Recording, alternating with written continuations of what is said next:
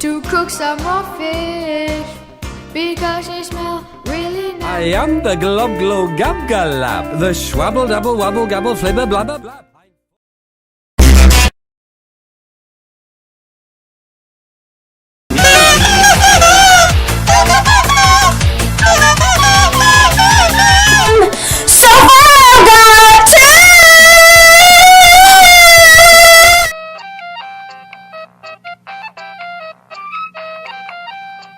Ocean man, take me by the hand, lead me to the land. I play Pokemon Go.